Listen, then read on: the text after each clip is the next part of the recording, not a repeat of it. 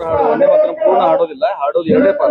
ನಮ್ಮನ್ನ ಜೈಲಿಗೆ ಆದ್ರೂ ಹಾಕ್ರಿ, ನೇಣಿಗೆ ಆದ್ರೂ ಹಾಕ್ರಿ, ನೋಡ್ರಿ, ಹಾಡೋದು ಅಂತಂದು ಭಾರತ ಮಾತೆಯ ಇಲ್ಲಿ ನೀರು, ಅನ್ನ, ಗಾಳಿ ಎಲ್ಲ ಸವಲತ್ತುಗಳನ್ನು ತೆಗೆದುಕೊಳ್ಳುವಂಥದ್ದು ಅವ್ರ ಮನಸ್ಸಿನಲ್ಲಿ ಇದ್ರೆ ಅವಾಗ ನಮ್ಮ ದೇಶದ ಕಾನೂನನ್ನ ಅವ್ರು ಪಾಲಿಸಲೇಬೇಕು. ಅವ್ರು ನಾವು ಏನ್ ಬೇಕಾದ್ ಮಾಡಿದ್ರು ಮಾಡ್ತಿರ್ತೇವೆ, ದಪ್ಪ ಚರ್ಮ ಇಟ್ಕೊಂಡಿದ್ದೀನಿ ಏನಾದ್ರು ಮಾಡಿದ್ರೆ ನಮ್ಮ ದೇಶದ ಅನ್ನ, ನೀರು, ಗಾಳಿಯನ್ನ ಸೇವಿಸಬಾರದು.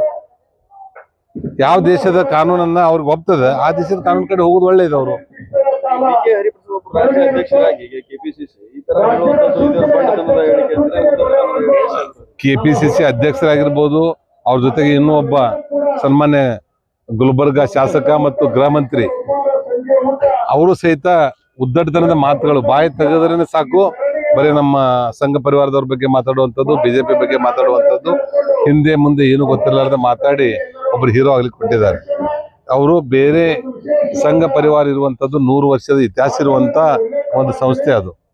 ಇವರು ಇನ್ನೂ 100 ದಿನನೂ ಆಗಿಲ್ಲ ಇವರು ಕಂತೆರದು ಅಂತವ್ರು ಅಂತ ದೊಡ್ಡ ಸಂಸ್ಥೆ ಮಾತಾಡುವಂಥದ್ದು ಸರಿಯಲ್ಲ. ಇವತ್ತು ಕೆಪಿಸಿಸಿ ಅಧ್ಯಕ್ಷರಿರ್ಬೋದು ಅಥವಾ ರಾಷ್ಟ್ರೀಯ ಕಾಂಗ್ರೆಸ್ ನಾಯಕರಿರ್ಬೋದು, ಕಾನೂನಿಗೆ ಗೌರವ ಕೊಟ್ಟು ತಲೆಬಾಗಿ ಏನಾದ್ರು ಕಾನೂನನ್ನು ಜಾರಿಗೆ ತಂದಿದ್ದಾರೆ ಅದನ್ನ ಮಾಡಲೇಬೇಕು. ಮಾಡದೇ ಇದ್ರೆ ನಾವು ದೇಶಾದ್ಯಂತ ಬರುವಂತ ದಿವಸದಲ್ಲಿ ಮತ್ತೆ ಅವ್ರ ವಿರುದ್ಧ ಒಂದು ಹೋರಾಟವನ್ನು ಮಾಡುವಂತ ಅನಿವಾರ್ಯತೆ ಬರ್ತದೆ. ಅದಕ್ಕೆ ಅವಕಾಶ ಕೊಡ್ಲಾರ್ದೇನೆ ಅವರು ಅದಕ್ಕೆ ತಲೆಬಾಗಿ ಬಂದಿರುವಂತ ನಮ್ಮ ದೇಶದ ಸಂವಿಧಾನಕ್ಕೆ ಗೌರವ ಕೊಡ್ಬೇಕಂತ ವಿನಂತಿ ಮಾಡ್ತಾರೆ.